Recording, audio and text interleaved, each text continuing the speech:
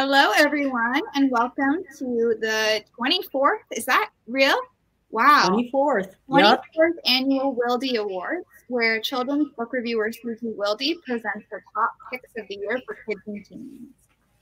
Welcome to Flyleaf as well. Susie is broadcasting from our event room, which has been converted into a bit of a shipping room in the times of COVID.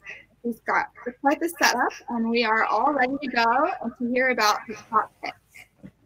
Before we get started with the picks, I'm going to share a few links that might be helpful throughout the evening. So we have right below our faces, Susie's picks are linked on the Flyleaf website.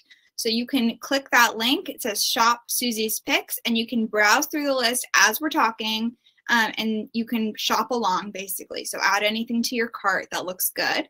I'm also going to post a few links in the chat right now. I just posted them. We first up have an audiobooks link. So if you would like to support an independent bookstore, but your preferred method of reading is with audiobooks, there's an option for that. We partner with a service called Libro.fm, and Flyleaf gets a percentage of every audiobook purchased or subscription purchase through our link. So that's in the chat. We also are working with local organization Christmas House to raise, it's essentially a book drive for holiday gifts for kids in the area who are in need. They have asked for specific books to fill gaps in what they're trying to accumulate before they distribute all their gifts. So if you'd like to support that organization and contribute to our book drive, I've put their wish list in the chat as well. And then yesterday, Flyleaf debuted our 2020 holiday gift guide. So we have lists from all of our staff members of our top picks of the year. So if after this event, first of all, we're going to pay attention to Susie's picks, but then if you're looking for more picks for maybe some older folks in your life, mystery, sci-fi, fantasy, cooking, romance, whatever the reader in your life, we've got a list for it. So head over to that list or that page to see all of those options. All right, now I'm going to turn it over to Susie, and we have our first category, which is board books. Okay, so I'm going to start out. Talia's double checking my list, so she's going to let me know when I miss things or I've got them out of order. And I think the first one is Dinosaurs Roar. We have Touch, Think, Learn, Build. Do you have that one? Build, yep. So I just came back from Wisconsin visiting my 14-month-old. So a lot of these decisions are informed by what I saw her do. She loves turning flat books. So this is a very hungry wolf. Oh, Susie, and it starts out. You have Build? What? Build was the first one. Do you have Build is the first one. Sorry. Oh, this is her book she's going to grow into. So this is a book called Build that's about construction. And I think construction just fascinates kids, but this has the whole construction process, but this really interesting, unique thing where the characters talk to each other. Rise and shine. We're building a house. Let's get started. Are you ready? First things first, put your hard hat on. So it goes from her hands to his head. And all the way through, but they probably won't have spatial disabilities like I do. And all the way through, these parts get switched around. Oh, my goodness. This is a bad one to start on. Makes me nervous. All the way through, it shows the process of building a house. And one of the things that I really think is great for very young children is involvement in their books. So this will involve them in the book. Wolf? It is Dinosaurs. Okay, Dinosaurs Roar is Steve Jenkins. So Steve Jenkins has done many gorgeous nonfictions. He's famous for his collage technique, and now he's done a book for babies called Dinosaurs Roar. Dinosaurs Run. And here you get a little clue. So this is a book with longevity. So it can start out with just Dinosaurs Run, and you can appreciate all the verbs, dinosaurs swim, and then your child can then go back later and see examples and you can get explanation. So it starts out for a very young child. Like right now, my Natalie loves to turn flaps. So this is going to hook her. I sent her a copy of this and it got a thumbs up. This she'll get later. Very Hungry Wolf. Yeah. Mm-hmm. Once upon a time, there was a very hungry wolf. Along came a bird. Chomp, chomp, down it went. But it wasn't enough, and the wolf still felt hungry. Along came the squirrel. Chomp, chomp, down it went.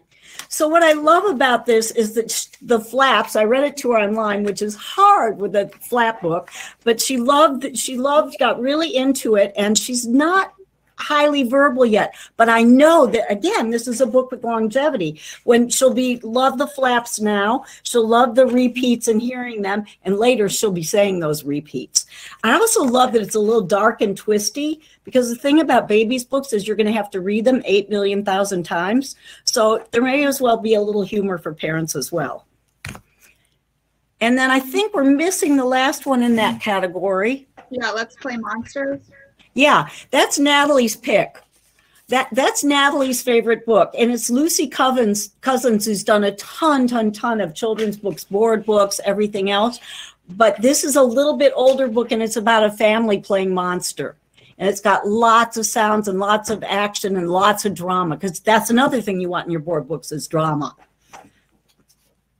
All right, now we're going to move on to the next category, which is picture books. Okay. So one of the great things about children's books is making a connection. And that's really what I'm hoping that some of these books will help you do. So this is a book about moving called Evelyn Ray is Moving Away. And it's Meg Medina, who writes everything splendidly from board books, picture books to young adult novels. And this starts out, Evelyn Ray is my mejor amiga, my numero uno best friend. Come play, Daniela, she says, just like she always does. Just like today is another day. So I bundle up and cross the street. A big truck with its mouth wide open is parked at the curb, ready to gobble up Evelyn's mirror with the stickers around the edge, her easel for painting on rainy days, and the sofa that we bounce on to get to the moon. So what I love about this are all these different perspectives. Like physically, you can see the beautiful perspectives of Sonia Sanchez really reflects the story, because there's a lot of memory going on. Amazing, views of all the neighbors, and it just moves through with warmth and emotionality, but also humor and playfulness. And another really playful, moving book is called In a Jar. And it starts out with the main character, Llewellyn. And Llewellyn loves to collect things in jars. Llewellyn was a collector. He collected things in jars. So he has this huge collection. And one of the things I love about this book is the uniqueness of the illustrations. Like, look at how he's captured all these things. This is the kind of book that a kid will want to go back to again and again. But the lyricism also does that. He collected small, ordinary things like buttercups, feathers, and heart-shaped stones.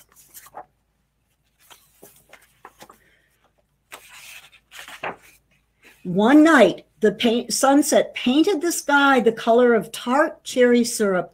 Llewellyn ventured down to the shore with as many jars as he could carry. A little girl named Evelyn was there too. Llewellyn scooped that cherry light into his jars, and when he was done, he gave one to Evelyn. Evelyn took the jar home, and very soon they become mates, collecting together. But the poetry continues. They collected things that you wouldn't imagine could go in a jar, like the wonders of winter. And all through the seasons, they're happy, but at one point, it's time to say goodbye. Evelyn is moving away. And his despair of collecting together is just overwhelming almost. And look at how they represent this. With Evelyn gone, Llewellyn's heart felt like an empty jar. Can you all see these pictures? Yes? If you want to hold it out a little closer to the screen, like hold it with both hands and push it towards the picture. it will try to focus on it. Yeah. Is that good? Mm-hmm. All right. So you can see the despair reflected. This is the kind of thing that happens when the author and the illustrator are one person. So really reflecting that emotional tone through the illustrations. And then he has a brilliant idea. One night, Llewellyn lay awake. Falling stars glittered against the dark sky. He wondered if Evelyn could see them too. Llewellyn tiptoed out into the moonless night and collected the meteor shower in a jar.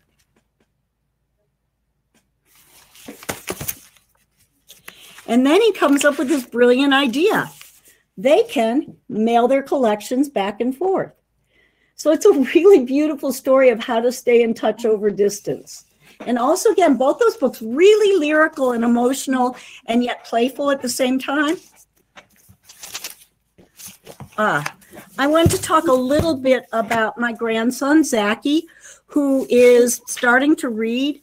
And what I've realized is the very best thing for him is he loves humor. And this is the funniest I Can Read book I have ever seen. It's by David La Rochelle. I love all his work is funny. You can trust him for humor. So this is called See the Cat, 3 Stories About a Dog. And I'll read you a chapter. Story number 1, See the Cat. Do we need closer? I think you're okay. Okay. See the cat. I am not a cat. I am a dog. So he uses speech balloons for great effect. It's like the speech balloon is having a dialogue with these I can read simple words. See the blue cat. I am not blue and I am not a cat. The blue cat is in a green dress. I do not have a green dress. The cat's name is Baby Cakes. That is not my name. My name is Max. See the blue cat in a green dress riding a pink unicorn. There is no cat. There is no dress. There is no unicorn. There is just me, Max the dog.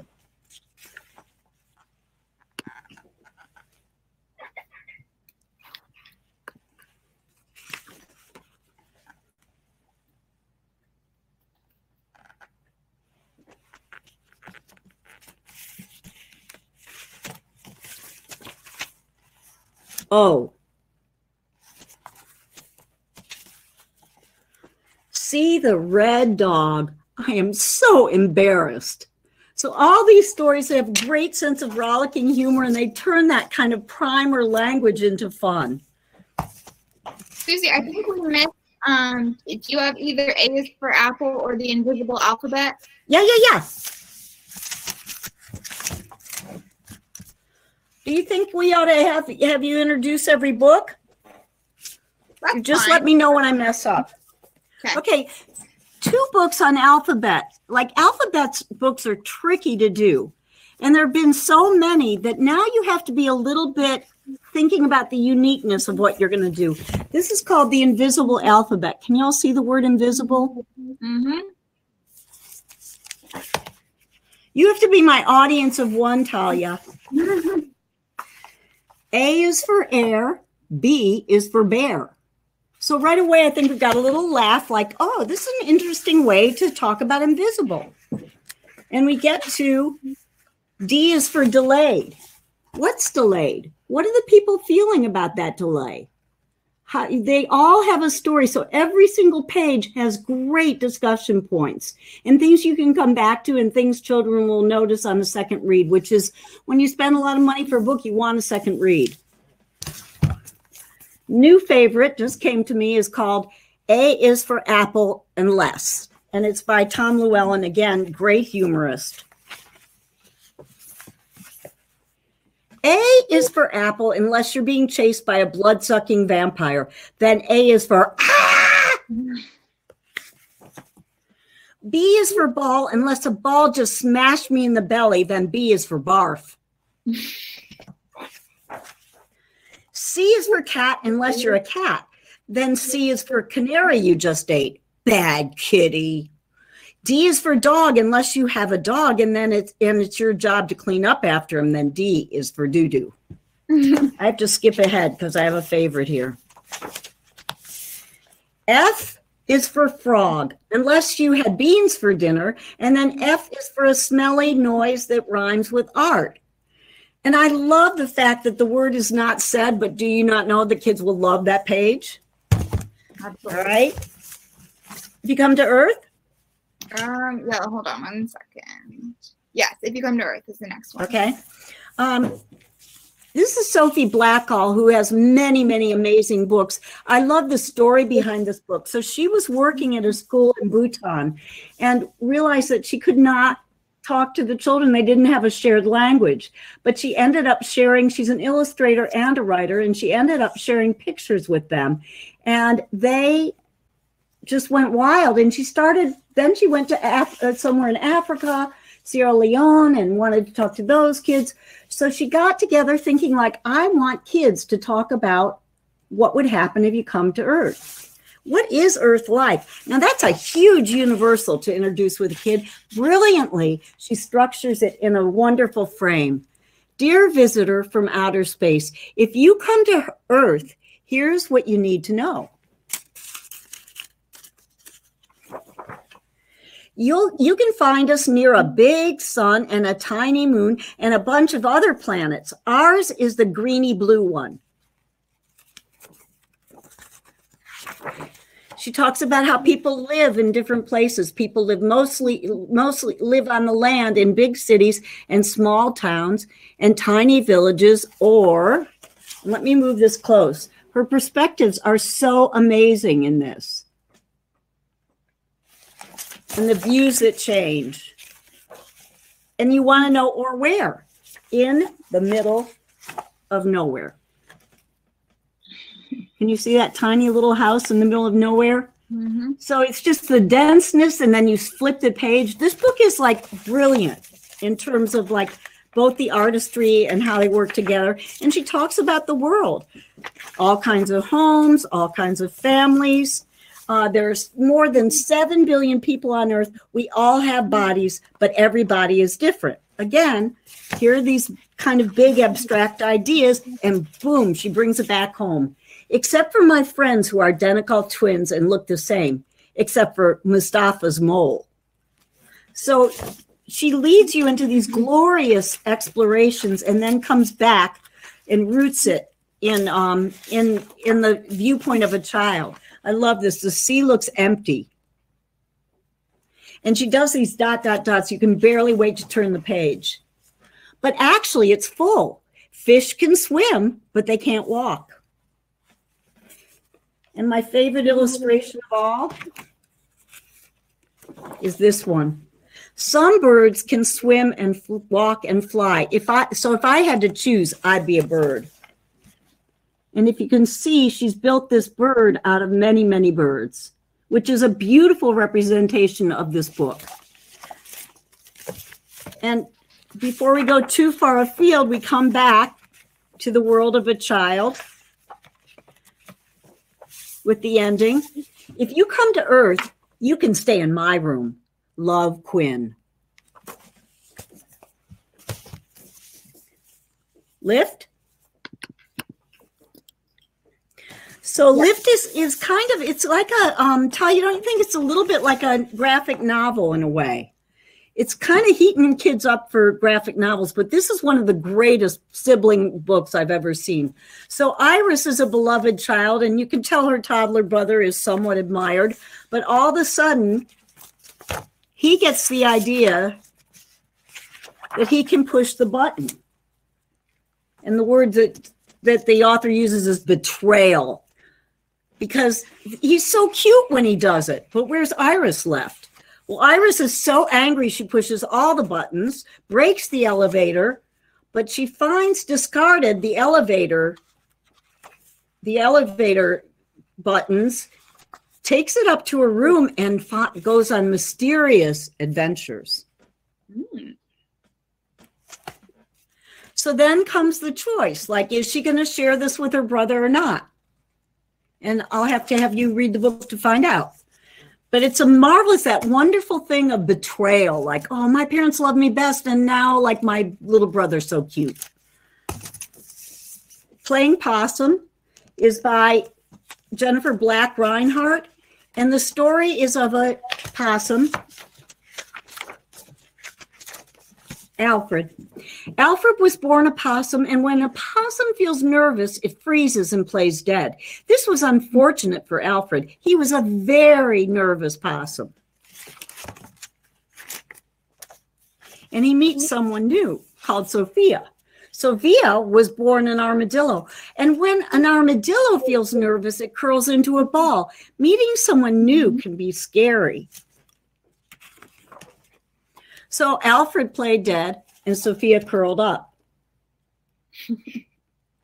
But gradually they make a relationship. They learn to be patient with each other. After a little while, they both felt calmer. Alfred unfroze and Sophia unfurled, which I love the word choices here. And as they stared at each other, they realized they had something in common. When they were together, knowing this made them feel safe. So they go around and they meet all the other animals, like the fainting goats and the porcupines, who also have issues with anxiety, and help them all out because they turn from friendship to community. It's a great book about anxiety. I know because I have a student who works with kids with anxiety, and she says it's the best anxiety book she ever saw. And my Lord, we have a lot of anxiety running around these days. Jabberwocky. This is Lewis Carroll's poem. It's the last book that was illustrated by Charles Santori. And boy, did he take off on it. And what he did was he took the monsters of Jabberwocky and he set against them a warrior who fights them. So there's really a hidden story that goes on. I mean, I just always knew this as nonsense. And the words are so wonderful. Beware the Jabberwock, my son, the jaws that bite, the claws that catch. Beware the jujube and bird and shun.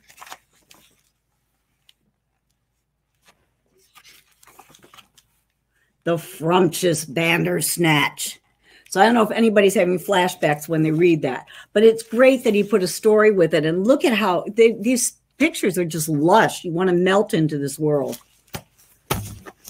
Snail crossing. Oh, now talk about perspectives. One of the things that I see for perspective is, what do the end papers look like? When you start out and you have glorious end papers, you know you're going somewhere special. And here we see this snail trail, and I'll show you the back end paper, says the end. What's fascinating is the determination of this snail who sees a cabbage and decides that he must have it. And again, look at the perspective switches. So here he is seeing this cabbage way in the distance, and then look what he has to cross to get there.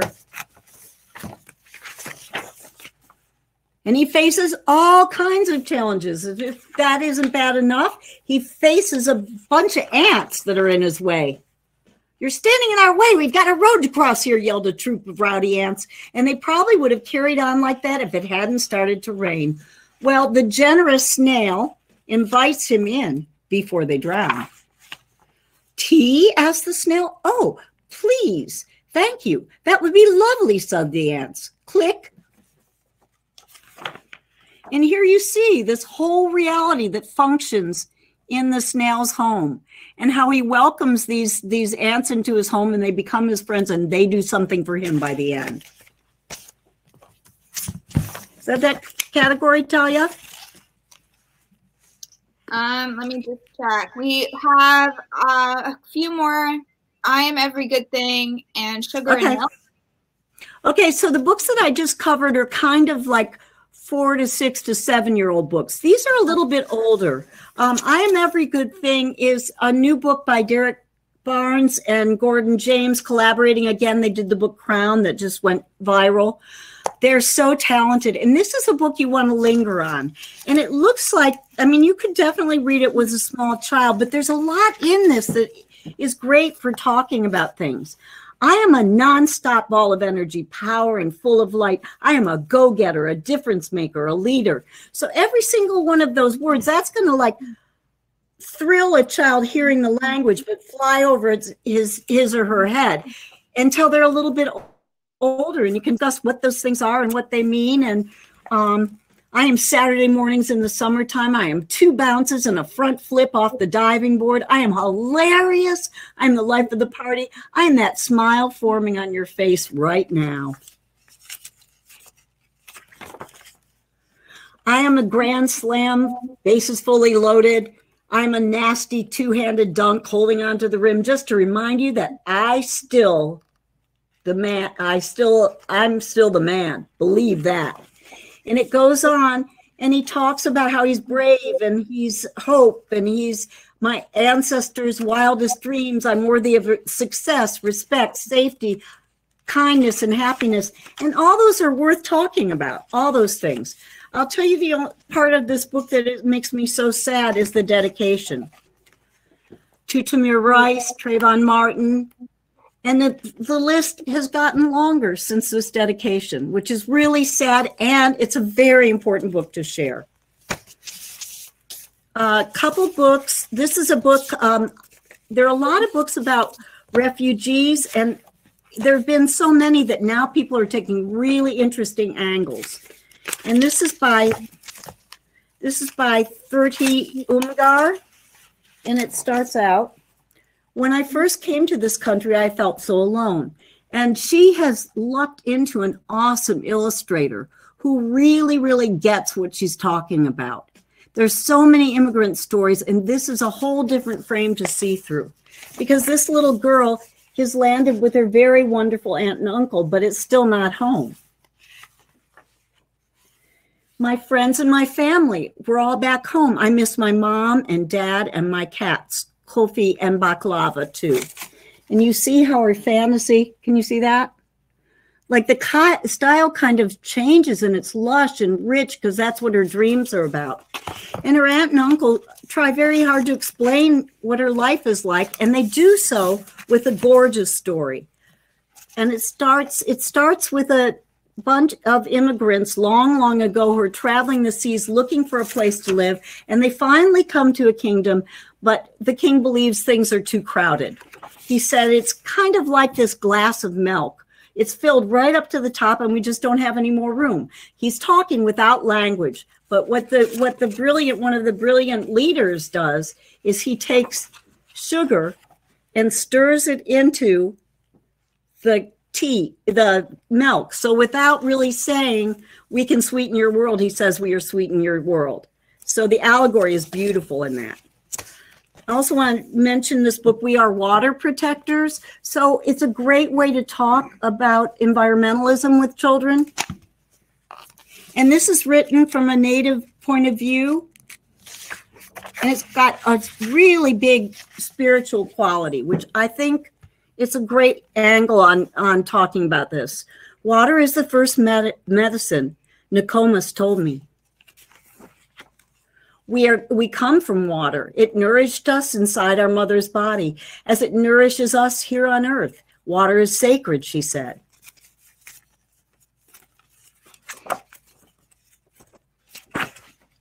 My people talk of a black snake that will destroy the land.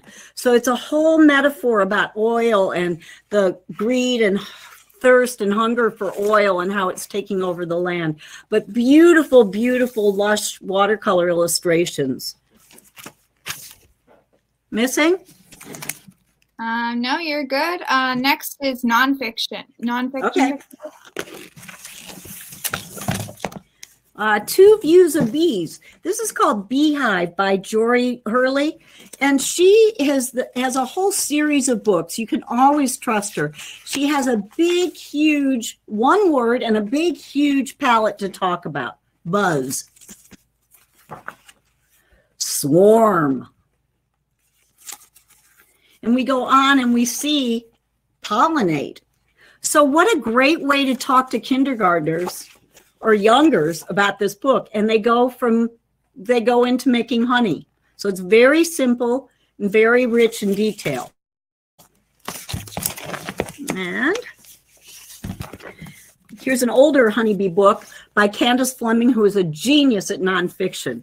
This is called The Busy Life of Apis mellifera, and I'm sure I pronounced that scientific term incorrectly, but there you go. And it starts out, A brand new honeybee squirms, pushes, chews through the wax cap of her solitary cell and into a teeming, trembling flurry. And we get to see this little bee grow up.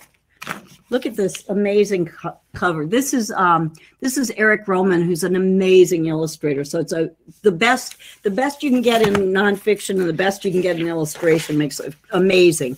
So then we get to know her as a character. Crawling to a cell packed with sticky, rich pollen, Apis eats and eats and eats some more. Her wings dry, her color darkens to a warm yellow-orange. Her muscles grow strong. Strong enough for flying? Well, all the way through, we keep waiting for her to fly. But no, she has other things to do. She is indeed a busy bee, has a lot of work. And it kind of has this sense of tension, like when the heck is she going to get to fly? And then you come to this page. At last, on the 25th day of her life, with the sun just rising and the dew still drying, she leaps from the nest and flies. So it's very much like a nonfiction fiction combination, because it's got all those wonderful driving elements of fiction that make it work. And I love the ending. It's just very tactfully done. On the morning, Apis drops to the ground. The air is warm, the sun is rising, and the nectar is sweet. She rolls to her back. Her legs move limply. Her wings beat weakly. Above her, blossoms nod in the summer breeze. Apis stills. But we can see how life is going to go on around her, and there is another honeybee born. Jason Chin is an amazing nonfiction writer and illustrator. He started out by doing these nonfiction stories with a fiction thread, but he sometimes moves into a straighter kind of nonfiction. He starts out with the child point of view. These kids are 8 years old.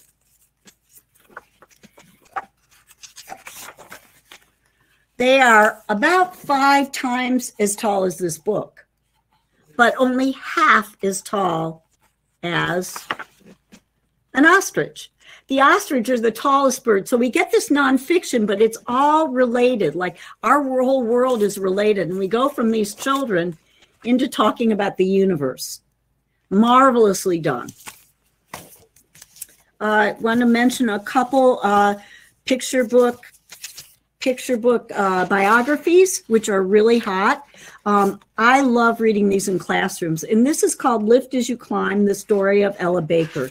And I have to say that everything I know, I learned from a children's book. I know about so many people. I'd never heard of her. And she grew up in North Carolina. You ever heard of her, Talia? You've heard of her? Mm-hmm. Oh, I never heard of her before I read this book. So I love this. So, yeah, my mom was a secondary teacher and really into North Carolina history. Ah, so you had an inside edge. Mm-hmm. But she learns from the preacher that what she should do is help people, that she should grow, but she should also help people grow with her. And that was her whole philosophy and ran her activism. Really powerful illustrations and for a really powerful woman. This is our Gregory Christie, who does these very stylized, wonderful things. Mario and the Hole in the Sky, How a Chemist Saved Our Planet. Did you ever heard of him before? Only from the picture books. Right? See, I rest my case. So he grew up in Mexico, and he was just fascinated with science. He kind of got into the world of new products by seeing his mother mist on perfume. And then he got curious about it. Well, he had his parents supported him in creating a whole lab in the bathroom. And he grew up to come to the U.S. and to study what was going on with the environment and what was going on with the ozone, and made remarkable discoveries. There's a lot that I love about this book. One thing is that it's super well written, and its author understands both science and children. There's perspective and simplicity, engagement. It also has a character who's probably middle to upper class and is a Mexican who comes to US to be a scientist. So I love that blend of culture. Okay, picture books, fini. All right, we are on to middle grade. Okay. And I'm going to start with twins. Yep, graphic novel to kick us off. Okay. Do you think Varian Johnson is one of the hottest things going? Absolutely, yes. And do you think there's a good reason for it? I mean, absolutely. He is amazing. So this is a graphic novel. I think this is his first graphic novel, though, isn't it? Yeah, I believe so. I believe so. But it's two girls who are twins, and he's a twin as well, right? So he knows whereof he speaks. And they have always been best friends, but suddenly when they go to the middle school, they're in different classes. They're very different personalities, and you find out gradually that it wasn't just coincidence, that something happened to motivate this change. And what I love about the way it unfolds is bit by bit, you learn more and more and more of what's controlling this decision and what's the emotions going on behind. It comes to both of them running for president of the class. So you think that it's not difficult enough? It gets harder. But there's always love, and the family surrounding them is very loving. If anybody's wondering where they might know the name Varian Johnson, that's the author of The Parker Inheritance, which is one of our top picks. Right, yeah. He's magnificent. That was what he burst on the scene with, wasn't it? I think so. Won all kinds of awards, and he just keeps writing beautiful books for us. This is a book called Leaving Lyman. It's the character who you may have remember him from Lisa Klein Ransom's first book called Finding Langston, about a boy who's growing up lost in a city and suddenly discovers Langston Hughes. And Langston is his name. And he begins to have more faith in himself. This, to me, I guess you would call them companion books. And this, to me, is the more powerful book. So the bully that hassles the kid in Langston is the main character of this book. And it starts out describing this incredibly beautiful relationship that he has with his grandfather, which makes you very happy when they go to visit the father in Parchman Prison. And he just has a child's understanding. He doesn't understand why his dad is wearing pajamas. And the grandfather, who's super loving, also loves music and teaches him all about music. He has a hard road, this kid. So we totally get it. It's interesting to see, okay, well, maybe this is part of what made him act like a bully, because he has been rather bullied his entire life and buffeted by life. And it has a happy ending. Just saying. So here's what my shock of the day was, seeing the many Rick Riordan collections on y'all's bookshelves. Oh my gosh. Like, yeah, it's a couple. He has written so many and sponsored so many incredible authors. And this one is based on a Mexican legend of La Llorona. Llorona. You're right. Okay. Thank you. And, but it's the main character is a young girl who loves science. She wants to be an astronomer, and she does not believe in legend and myth. She's been raised on it, but she doesn't believe it. Well, she has this wild adventure where she meets monsters and beasts and learns a little bit about the truth of the myth. Echo Mountain, Lauren Wolk. This features 12-year-old Ellie, and it takes place during the Depression. And Ellie's family has left to the Maine woods because of the Depression. And her father one day is out chopping wood and gets hurt and winds up in a coma. What is amazing is how this 12-year-old takes responsibility. It's actually someone else's fault, but she does not want to see that person blamed and takes responsibility for everything in the family. It also talks about her meeting a woman named Kate, who's a healer who needs healing. Now, it's got a little bit of like rough stuff in terms of you get to see her pull the leeches off Kate, but it's what she has to do to become a healer. Jacqueline Woodson's newest amazing poetry called Before the Ever After. This takes place in the early 2000s, and it's in poetic form. Sometimes she writes free verse, and sometimes she writes in novel form. And it's about a kid named ZJ, who adores his football father. He adores him because he's his father, not because he's famous. But the world loves his father for being famous. And suddenly his father starts acting strange. He has headaches and mood swings, and this takes place before anyone ever knew about post-traumatic brain injury. So it's in the early days before that was discovered. And if you want to talk about brilliance in graphic novels, you've got to talk about Victoria Jameson. And her new book is called When Stars Are Scattered. It's a graphic novel memoir of Omar. He has fled his Somalian home and is separated from his mom and is caring for his young brother in the refugee camp. And he has a desire to really learn and go to school, but how can he do that when he has to care for his brother? Did I go out of order? You did a little bit, but it's fine. If you want to go back to the list of things that will not change. I see now. I put this pile out. Whoops. Maybe I have to have you cue me. This is a story about Bee. And there are a couple authors this year that reach down to younger children. So Rebecca Stead is one of the most brilliant people in the field. And she reaches down to tell the story of Bee, whose father is getting married to the man he loves and who has a stepdaughter. So she has every potential of having the sister she's always wanted in her life. But there's a lot of really difficult things that happen. There's a lot of prejudice, and there's a lot of confusion. And again, she picks that young perspective to tell this from. But it's just so warm. I want to read a little bit.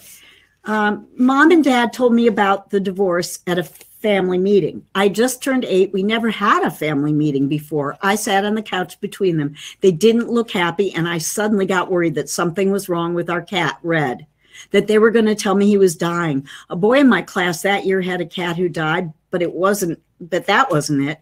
Dad put his arm around me and said that some big things were going to change. Mom squeezed my hand. Then Dad said they were getting divorced. Soon he was going to move out of our apartment into a different one. I said, but I'm staying here, right? I looked at Mom. Dad said I was going to have 2 homes and 2 rooms instead of 1. I was going to live in both places. I could only think of one person in my class whose parents were divorced. Carolyn Shattuck. Carolyn had a navy blue sweatshirt and one big pocket in front. Until the family meeting, I wanted one just like it. And the subtlety of the nuance is just, she doesn't say, she leaves room for the reader to enter the story with lines like that. I had wanted one just like it. Expect not anymore. I said, what about Red? Mom said Red would be staying with her, with us, you and me. You and me, that made me feel awful because back then I couldn't think of Mom and me without Dad. Dad said, things are changing, Bee, but there's still a lot you can count on, okay? Things that won't ever change. And this was when they gave me the green spiral notebook and the green pen. My favorite color is green. And in that notebook, they had made a list. The list was called Things That Will Not Change. I started reading. 1, Mom loves you more than anything, always. 2, Dad loves you more than anything, always. I skipped to the end, uncapped the green pen, and wrote 7. Red will stay with me and Mom. I want my rainbow to stay here too, over my bed. Dad painted that rainbow right on the wall when I was little. Mom said, yes, of course, sweetie, your rainbow will stay where it is. I wrote that down too, number 8. So it's a light touch, but a really heavy subject. And she really has incredible emotional growth in this story and comes to an understanding, but all so right on at developmental level. Renee Watson also wrote to a younger audience this year. She reaches down to early novel readers with a character who doesn't shy away from truths. Her name is Ryan, and there's a lot about racism and sexism. It starts out, and I'll show you, it's an illustrated novel, so you can see it's pretty young, but she does not shy away from hard issues. I wondered why Mrs. Colby didn't leave a note for the sub with a list of do's and don'ts, like don't call Devante, call him D, and don't look so shocked when a girl raises her hand when you call out for Ryan. Here I say, Ryan Hart, the substitute says, she looks at me like she's not sure I am who I say I am. Yes, my name is Ryan. Oh, she says, pushing up her two big glasses. Brandon, the boy sitting next to me, says, she has a boy's name. I do not have a boy's name. I have my name. My name is Ryan, and Ryan means king, and that means I'm a leader. So you can see that she is sassy and strong and taking this on. What's going on in her life is that her father has lost her job, and the family has to move away. But they have such a tender family love that it really carries them and the reader through the story. Prairie Lotus by Linda Sue Park. Linda Sue Park grew up, this is kind of a wonderful resolution story. She grew up loving Little House on the Prairie, but she hated the racism. So she writes a story about a young girl named Hannah who loves her mother, but her mother has died. She's biracial Chinese, and she fights prejudice in the 1880s when her father leaves Los Angeles for westward expansion. And the way that she is so savvy and so smart and clever about how to outwit this terrible system she's living in. This is the only black girls in town. There are two characters in this book. One is a surfer named Alberta who's lived in this town her whole life. And really has to face down a lot of bullying from microaggressions. And then she meets Edie. She is the only black girl in town that Edie moves in to the B&B across the street. And they discover a mystery together as they build relationship. And they understand they're different, but they do have this unifying thing, and it unifies them in solving a mystery of journals that they find. And the core of that mystery is about otherness. So again, Brandy Colbert reaches down to younger readers, as does Kimberly Brubaker Bradley, The Fighting Words. You might know her work. She's written historical novels that are really powerful.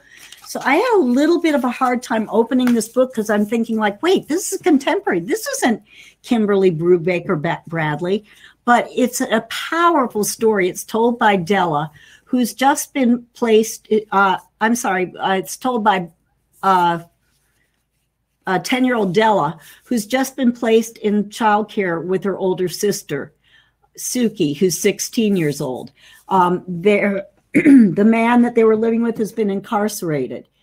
This is very unsentimental, but it has issues of race and caretaking. They have a caretaker who becomes stronger and stronger character. And the hurt that her and responsibility that her older sister Suki is carrying is seen through those young eyes.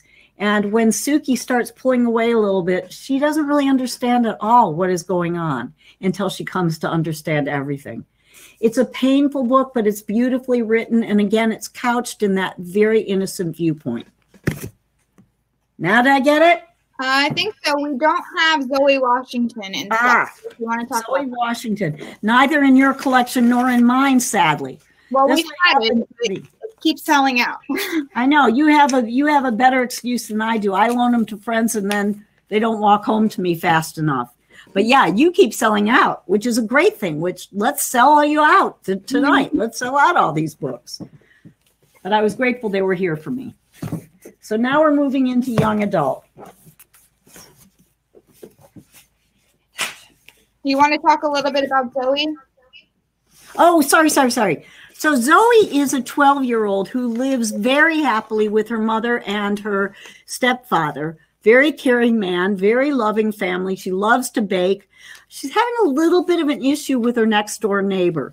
And her next door neighbor they just have something going on and we don't get to know what it is. So right away, there's a conflict at the beginning, but this is nothing compared to the conflicts that mount, because Zoe receives a letter for her 12th birthday that's from her bio dad, who's in jail, and says that he did not commit this murder. And without telling her parents that she knows about him, she takes it on and decides to solve this murder. Yes? Legend Born, first book by debut author Tracy Dion. I got to interview her for the News and Observer. She is a remarkable woman. And this is such an amazing blend. The main character is Bree Matthews. She's 16 years old. She's brilliant. She's going to UNC to study in an early college program. Her mother has just died. What I love about this book is she so gets, I mean, any Carolina fan will love this book. It probably has to go to my daughter for Christmas because I think she'll love that. But then she's also exquisite at talking about grief. I've never read a book that so strongly describes realistically the ideas about grief and suffering and motherlessness. And when I spoke to her, she said that's really the way she saw the book and what held her through. And I get that. But there's also a really wonderful, horrible fantasy because there is a secret society that's going on and she infiltrates and takes it on. Again, really strong African-American protagonist. This is Tiffany D. Jackson. Tiffany D. Jackson is an author who writes really powerful stories. She usually takes something from the news and turns them into realness for young adults. And this is the story of Enchanted Jones. I would say she has two loves in her life. She's 17 years old. She loves singing and she loves her family and would do anything to support them. And while she is trying out for a singing contest, she runs into 28-year-old Corey Fields, who's kind of based on R. Kelly. It's a really frightening and hard book to read, but so powerful, so powerful. An Enigma Game. Elizabeth Wein returns to familiar characters. She writes World War II stories. The main character in this is Louise Adair, who's lost both her parents, and she's caring for an elderly woman. There's mystery, there's adventure, and there are the familiar characters that you already know from other books that show up as they trying to figure out how this Enigma machine works and how it will help them win the war. All the Days Past is the Logan family. 20 years that Mildred Taylor has been writing this series. When I first moved to Chapel Hill, I read every book she's written. They're all glorious. And in this one, Cassie Logan is a 19-year-old college student, and we get to really see her grow up. This is a kind of a crossover novel, I would say, because you really get to see her relationships develop and the problems that she has during civil rights, and she falls in love with a man who's white and not okay in her family, who is so loving. So it's got a lot of issues, but I really think a teenager could really love to read it too, especially if they've grown up on the series. Monica Hess, again, writes really great historical novels. She always has a really interesting take on the Civil War. And in this one, the main character is Sophia. And Sophia is just getting out of Gross Rosen concentration camp. And she is in a hospital and she has problems with her memory and her mind and her health and everything else. But she is determined to find her younger brother, who she kind of remembers the last time she saw him and kind of doesn't. But it takes her into a displaced persons camp and gives a very fascinating view of a lot of people whose hearts are hurting and find comfort in each other.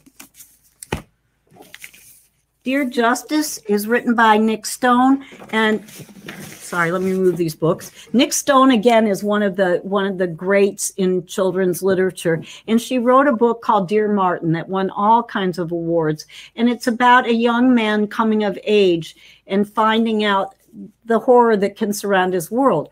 Well, this book Nick Stone wrote because she kept hearing from African-American males that were teenagers that said, what about me? who's not advantaged like the kid was in Martin.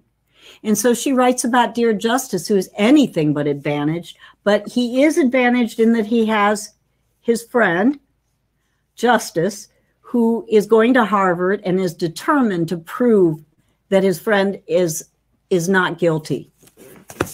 And then another one, this is called Punching the Air by E.B. Zolboy. I don't know why she's not written in verse before, because she's a spoken word poet, as is Yusuf Salam. And this is, and if you don't know who he is, he was one of the men that were convicted of Central Park murders, and now they're called the Exonerated Five. And he is a gorgeous spoken word poet. And they together tell a fictionalized version, which you can tell is very informed by Yusuf's own experience. If you can go online and watch some of their interviews, they're amazing.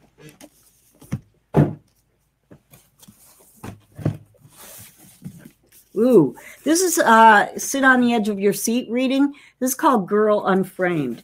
And the main character is a girl that you start out envying, thinking, oh my God, she has such a great life. She is going to spend the summer and go with her mother, who has been a big star. But now her mother is living with kind of a shady guy, because she always has one guy after another. And this one feels pretty creepy. Every single one of these chapters starts out with a court case. So you go, wow, I know this is leading somewhere intense. And it does. And it's just chilling the whole way through.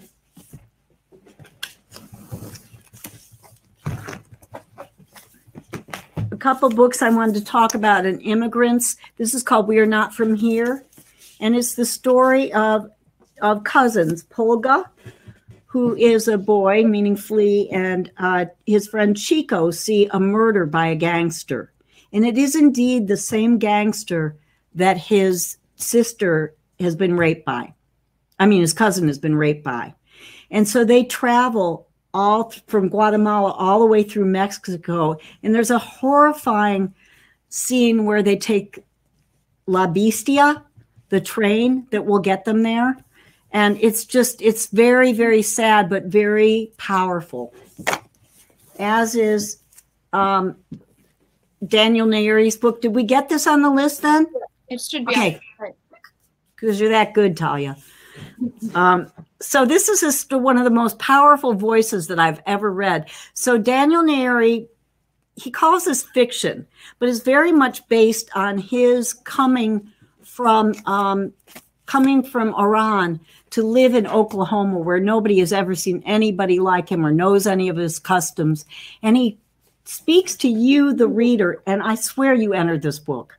You are so there with him. His voice is just amazing. And he tells in the guise of Scheherazade. So it's kind of like he keeps you going, just like those Scheherazade 1001 tales that, and you just want to know everything about his family. So there's myth and there's legend and there's history, all bound together beautifully by this voice. And David Yoon, I just finished this book. I made a little recording this week where I'd not finished it. And yes, it's good right through to the end. So David Yoon has great complex characters. This is Sonny D is the main character here. And he's always been scorned his parents, who are just into pretense, until he falls in love with a young woman and takes on the identity of his brother. And then he is living in pretense. So what is lie? What is real? Who am I really? Can I be real with somebody?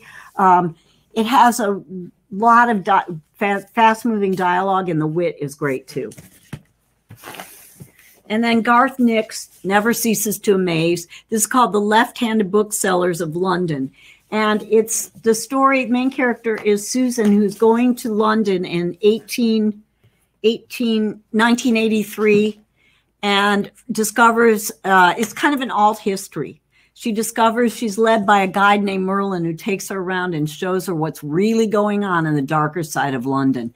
And one of the things that's amazing about Garth Nix is he has such a great sense of world building. And he also has a rollicking sense of humor. Great wit. Is that it? It looks like we have 2 that are not in stock. MIA. Okay. Talk about Red Hood first. Okay. So Red Hood is a book that somebody turned me on to. It's a Little Red retelling of Little Red Riding Hood, but it's a really strong sense of Me Too movement, and not in a way. It's just like you feel so sorry for the males that are suffering from testosterone poisoning, but you feel so proud of the young woman who's the star of this book, and the way she relies on her intuition and her guts and her strength. And she has a grandmother who's a wonderful role model. All right. And then the last one on your list is the Stamped Remix, which is sold out again. Oh, yeah. Okay, so that's why part of why I wanted Talia to put the connection to the books, because that's a book. Stamped is by Ibram Kendi. Kendi, yeah. And he is he's a brilliant philosopher and teacher, but he pairs with Jason Reynolds, who's one of the most accessible writers that there is, and that makes for a wonderful way to talk about racism, anti-racism, and you. And I think the audio is even better than the book. So that's one I'd highly recommend getting an audio. Yes. So I just to reiterate, I talked about this at the beginning of the event, but we have a partnership with an audiobook service that's subscription based like Audible, but it supports independent bookstores. Our link is in the chat. It's libro.fm/Flyleaf Books, and it's like comparable price wise to Audible, but it supports us and other independent bookstores. And I'm pretty sure there's a subscription option, but you can also just purchase an individual audiobook to listen to on your phone. Great. Which you can't do that with Audible. Yeah. Mm-hmm. Great. Thanks, Talia. All right. I think that's it. Does anybody have any questions or comments? If you have anything you'd like to ask Susie or ask me, you can drop it in the chat or use the Ask a Question feature. We'll just hang out for a couple minutes and see if we've got any questions. Susie, thank you so much for joining us again to do this. Sure. And I talked about a lot of these young adults, but I've talked to a lot of adults who haven't been able to read during the pandemic because they're just so distracted. And these books, young adult books, are the most grabbing books in the world, because a young adult is not going to put up with a book that's boring. So they've got great characters and plots and tension. So I highly recommend considering one of these young adults for yourself or for a friend. Right, absolutely. And again, if you would like recommendations for other ages or people with specific interests, our holiday gift guide from the Flyleaf staff is up on our website. So we have individual lists for every bookseller of their top picks of the year, and then genre picks. So whatever your preferred genre, you can check out the list for that. We also are doing a book drive for Christmas House, a local organization that provides gifts to kids in need for the holidays. And they have a wish list. So that link is also in the chat. If you scroll up, you can find that. And they've asked for some specific books this year to contribute to their distribution. So if you have an order going on the Flyleaf website already for some of the books that Susie talked about, and you want to add in a Christmas House book, just go to that link and we will make sure that gets donated. Thanks, Talia. We're going to wrap up. Have a good night. Thank you, everyone, for joining us. Thanks, everyone, for coming. For coming. Bye. And Talia, there will be a recording that we can send to people, right? Oh, of course. Yes, of course. How could I forget? So this same exact link, you can direct people to watch the recording. So as soon as we wrap up, it will convert to a video rather than a live stream, and just direct people to this link. They'll have to put in their name and email, but then they can watch the recording. So if you found this of value to you and can see that it might be of value to your friends, please pass it on. Yes, absolutely. Thank you so much for reminding me about that. Yeah. All right. Have a good night, everybody. Thank you.